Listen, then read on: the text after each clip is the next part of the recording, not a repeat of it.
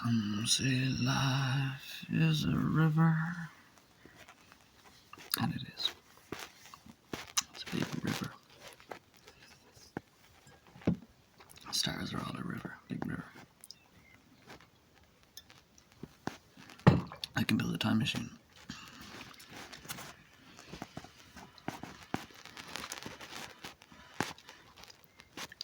So things are always going to reach this stage of completion that they strive towards.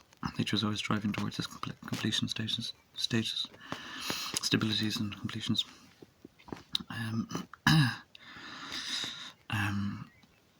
So you can throw a rock in a river and it'll splash it and disturb it, but eventually it'll return somewhat to order. A lot about rivers. But yeah, you know, like a river's a machine. You know, they say like a lot of things that there are machines. Like there's a machina, and there's a river is a machine. It follows a set standard procedures, necessary procedures, and follows it and discusses it. It's not exactly a machine. I'm just joking. The fact that I think certain archetypes of lordship and hierarchy in the world are all mechanic or mechanistic, and it's like a river. A river is not a machine, but you know, in that sense it is. So yeah, I can build a time machine. You can save a lot of time, basically. Time machine is saving time more so. There's lots of ways of time travel in time machines, but saving time. So you could, you know, kill this person, it'll set back this revolution that was meant to happen 200 years later, it'll eventually happen and they'll finally reach what they were supposed to do, and it just wasted time in the meantime, killing things and doing other stuff, killing things basically. So yeah, I can build a time machine.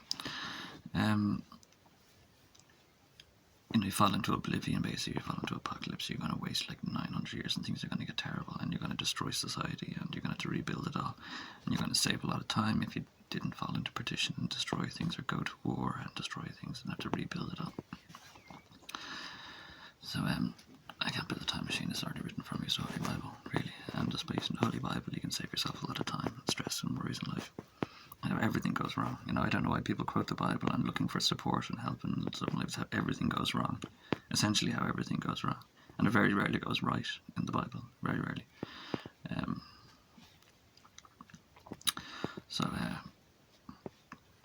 Yeah, you save yourself a lot of time, and you know, yeah, everything else is already in my videos. You know, I'm just highlighting the validity of the content really in my videos. By saying this, you're going to save yourself a lot of time and perdition and scarletry and wondering why and flooding and rebuilding and homes and destruction and stillborn Nephilim babies and everything and all this kind of stuff. Saving you time. So yeah, so Joseph, like I've said in my other videos, and I think the president of my country actually had this dream of the fish coming out of the river or something like this. I can't remember the exact dream in Joseph or in Genesis. He had 7 years of feasting, and you're going to have 7 years of famine. You'll reap what you sow in these years of 7, in these periods of 7. So harvesting and destroying and really, like, you know, sodomize shit out of me for 7 years, and you're going to feel that all over, you know. So the sooner you start working with Joseph, then in 7 years time from then, it'll all be okay. You're still not working, so we're at 7.5 years now, so you're half a year out of it. You're half a year in the red, really, to be working with me and Potiphar. And you need to be Potiphar receiver.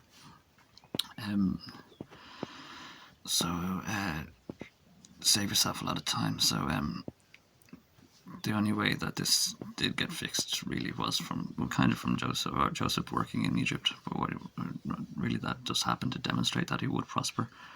But they, his brothers, had to come back around and bowed out, not bowed, you know, but they kind of honoured him. And you see this in Rio de Janeiro. I was just thinking about this, like cities of God and Babylon and places. They put a big massive statue of Jesus up over Rio de Janeiro. Very massive, impressive statue. That's why the Pope so ridiculously ignorant about what's going on, because he ought to be able to fix this very simply. And he's not, you know, it's useless. But anyway, they put a big massive statue of Jesus, didn't they, up over Rio de Janeiro? Because it fell into oblivion, it fell into perdition, it fell into a city of God. and all the terrible things that fell in Bartlett and Rio de Janeiro. They put a massive statue of Jesus, so everyone had to necessarily kind of, if you lived in Rio de Janeiro, you'd go out to check out the new statue, or everybody went out and they all looked up at this massive statue and like, whoa, big, awesome, massive statue, and that probably fixed everything. That little event probably fixed the fact that they walked outside. Everybody had to walk outside, look up at this awesome statue. Awful is a good thing. Awful of all. Awful. Awesome. Let's say awesome. Statue. And you know, like subliminally, or didn't even realize that they were giving unanimous respect to Jesus, and they were all giving unanimous respect to Jesus. So they all capitulated, not capitulated, but they all kind of honored it. Capiche? And they stopped dying and being destroyed. Like in The Godfather, they're all dying and disappearing from Passover until they somewhat respected, unanimously respected. So you go to church to unanimously respect Jesus. So that's how they fixed it in Rio de Janeiro, the city of God, or like the city of hell. People probably so called it, like, you know, because it fell into perdition. And Babylonian kings, leprechauns, and, you know, terrible things, woeful, terrible things.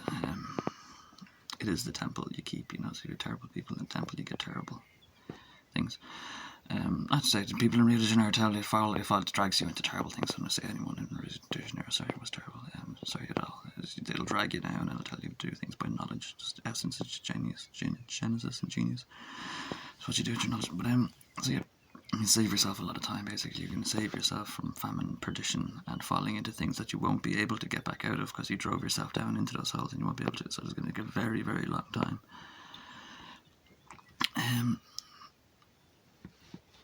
Yep, for you know, but that's what they did. Save a lot of time. So it wasn't the fact that even he had Potiphar, the office was prospering and Egypt was saved because he was in that area and it was still sunny and nice in Egypt, and everywhere else fell into perdition because Joseph was working unhappy. But it was actually because the brothers came back around, unwittingly bowed before him like it wasn't his dream, and said, "Oh, hello, hail, Prince of Egypt." And I was like, "Don't you recognize me, brothers? It's me. I'm still alive." And Jacob was happy. I don't know how they felt about it. But yeah, so yeah, read it just so he fixes unanimous respects or something. They all came around to Michael and paid unanimous respects, and everyone stopped dying. So he didn't lie to his wife. That's interesting. He didn't lie to his wife. He's like, "Did you have those men killed?" And it's more to the point, like, it's like, those men died because I exist, but I didn't kill those men. So he didn't lie to Kate. What's Kate? They were the smart Sicilian boys, and they realised if everyone was dying at this time of year, they knew straight away there's a Don we're not respecting, and they obviously knew which the Don they weren't respecting was. So they were like, Mo Green was disrespecting them, and everyone else was disrespecting him. I said this before, maybe it's a very unlikely thing as the Don, like Vito. He wants his kid to be Don, you know, and it's very like, you know, the Italian boys and all this, yeah, you know, you want your kid to be Don, but like it doesn't work like that, you know what I mean? Like, kids will be respected and brought up and looked after, but like you can't just make your son a Don. I think maybe it's because Michael saved his life in the hospital or something like that, or did something like this, but so it's very unlikely, and that's why it's been criticised really in The Godfather 1. No one believed that Michael or even anyone else could pass on his Donhood, and that it would be respected as much as Vito was. But it was onto Michael, and they didn't believe it, and then you better believe it, baby, because they all start dying. And this thing's going to die out. But anyway, yeah, so it's a simple thing. Save yourself some time. It's not difficult. I like that.